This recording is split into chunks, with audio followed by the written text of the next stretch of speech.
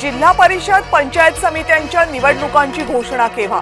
मतमोजणी पुढे गेल्यानं प्रश्न उपस्थित.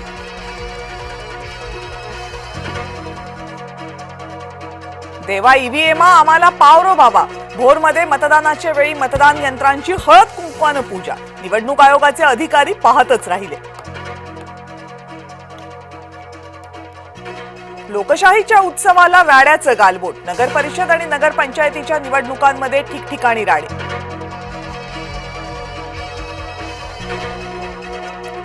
राज्यामध्ये ठिकठिकाणी मतदान यंत्र गंडली. भोकरदन, सोलापूर, संभाजी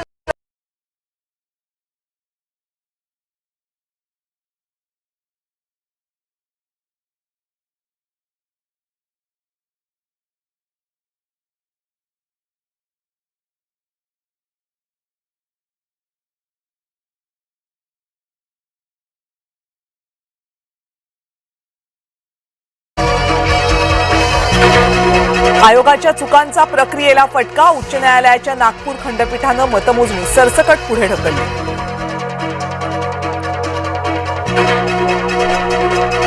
निवडणूक आयोगानं प्रक्रियेमध्ये सुधारणा करावी हे यंत्रणांचं अपयश. मुख्यमंत्री देवेंद्र फडणवीस यांचा राज्य निवडणूक आयोगावर निशाणा.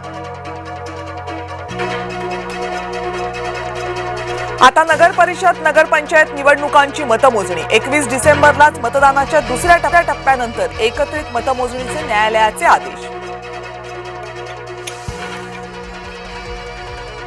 आदेश न्यायालयाचा, पण विरोधक चिडले महायुतीवर. वडेट्टीवार विचारतायत हे सरकार कोणत्या दिशेनं काम करते.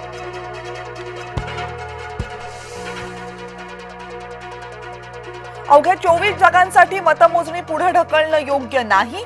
न्यायालयाच्या निर्णयानंतर मुख्यमंत्री देवेंद्र फडणवीस यांची प्रतिक्रिया.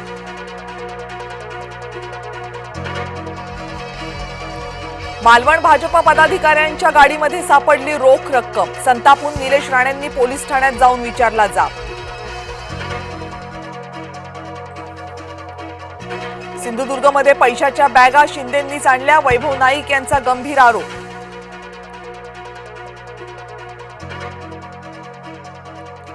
शिंदेंना पैसे वाटण्याची गरज नाही. सिंधुदुर्गमधील बॅग प्रकरणावरून मंत्री उदय सामंत यांचा विरोधकांना टोला.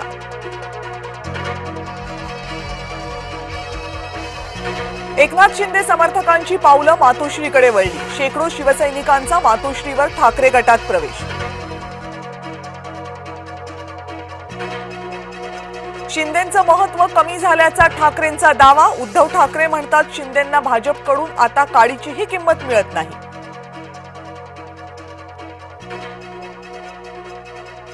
आमदार राणेंचा आयोगावर सेटिंगबाजीचा आरोप करताना नितेश राणेंचा भाजप आणि निवडणूक आयोगावर हल्लाबोल. भाजपकडून गुंड प्रवृत्तीच्या लोकांना उमेदवारी. आमदार रोहित पवार यांचा भाजपवर घणाघात. अहिल्यानगरच्या बांबू गल्लीत भीषण आग. आगीमध्ये दुकान जळून खाक. सुदैवानं जीवितहानी नाही.